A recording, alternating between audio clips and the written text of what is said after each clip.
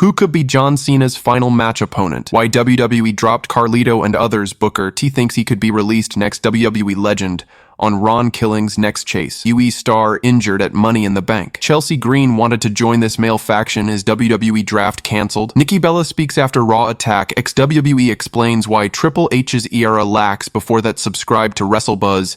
And now let's talk about it. Who could be John Cena's final match opponent? With fewer than 20 dates left on his contract, the franchise player is making one final run before hanging up the boots for good by the end of this year. But the question around now is, who's going to be Cena's last opponent? On Busted Open Radio, WWE Hall of Famer Bubba Ray Dudley tossed around a bold idea, and it's got people talking. While Cena is still in a heated storyline with Cody Rhodes, and even holding WWE Gold, Bubba Ray isn't ruling out a surprise name for Cena's last match, Logan Paul. Yeah, you heard that right. Reacting to a suggestion from his co-host, Bubba Ray said that while it could be a letdown without the right setup, there's a way WWE could make it work if Logan's booked properly. Here's exactly what Bubba said. I would have to hear the pitch because I think it would be a letdown to the WWE universe, unless you can build Logan Paul up to be such a heel that John Cena is the only one that can take him down. It's a controversial take, but in today's WWE, anything feels possible. Why WWE dropped Carlito and others? On June 1st, the former Judgment Day member revealed he'd been released once again. But according to former WWE head writer Vince Russo, this wasn't about Carlito at all. It's about how WWE does business now. In the latest episode of the Wrestling Outlaws on Sportskeeda, Russo sat down with Dr. Chris Featherstone and EC3 to break it all down. And what he said might just explain why other veteran names have quietly disappeared too. Russo pointed out that unlike other sports, WWE isn't relying on ticket sales or live events to pay the bills. Instead, their massive television deals are already signed, sealed, and delivered, which means they're making money no matter who's on screen. Here's how Russo put it. This is kinda what the WWE is doing, Russo said. Let's get rid of the Carlitos. We've got all this other NXT talent coming up. But here's the difference. They don't have to worry about a rebuild because the check's already cashed and they're not depending on house shows. They're not depending on people to go to house shows. Bro, they need to sell out SmackDown and freaking Raw and whatever the PLE premium live event is. That is it. Basically, WWE doesn't need veterans when they've got guaranteed TV money and fresh faces ready to fill the gap. Booker T thinks he could be released next WWE Hall of Famer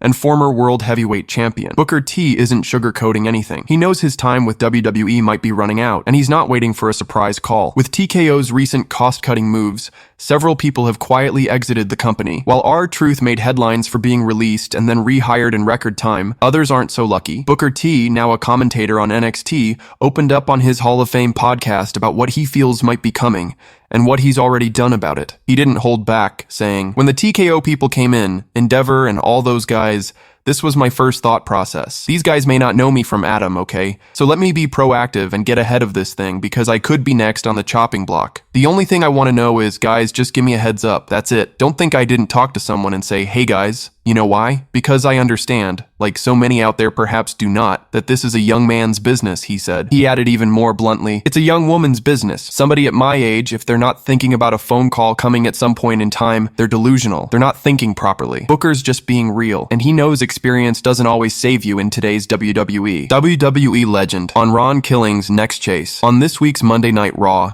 Killing shocked everyone when he cut his hair live in the ring, dropped his old name, and introduced a whole new side of himself. It wasn't just a rebrand, it felt like a full reset. And according to many, WWE might finally be ready to give him the push he's long deserved. Speaking on Busted Open Radio, Bubba Ray Dudley weighed in on the moment and made a bold pitch. He wants Ron Killings to go after John Cena and challenge for the undisputed championship. Here's how Bubba explained it. "To me, if you're going to catch the lightning in the bottle, the idea is to use it all the way up to a world championship match with John Cena. That's the payoff I want to see. Put the strap title on Ron Killings or not. We can debate that all day long," Dudley said. "It's a wild idea, but one that has serious energy behind it." Star injured at Money in the Bank. On June 7th, Logan Paul teamed with John Cena to take on Cody Rhodes and Jey Uso in a match packed with chaos and high-flying moments. The wildest of them all? A springboard lion salt that sent Paul crashing through the announce table, taking Jey Uso down with him. But that show-stealing spot came with a painful price. On a new episode of his Impulsive podcast,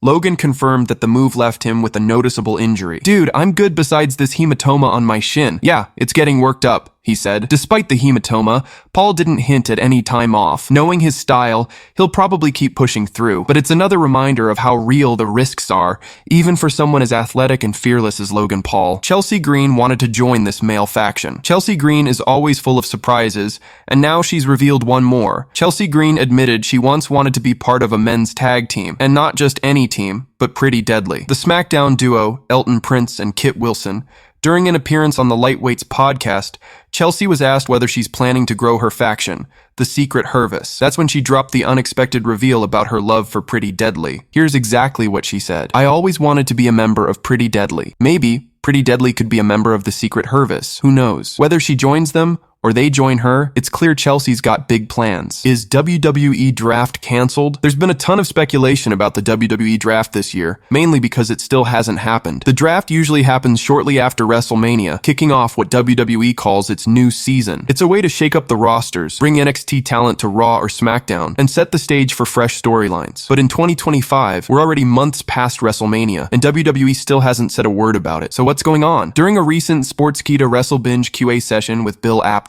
WrestleVotes gave an exclusive update on the status of this year's draft, and the good news is, it hasn't been scrapped. Here's what WrestleVotes said. "The only thing we know is that they want to do it. I know it's not groundbreaking, but we've heard conversations like they're looking to do one. Just a date has not popped up yet. Nothing on the bait as far as NXT goes." Yeah, I'd imagine more and more NXT talent coming up by the week.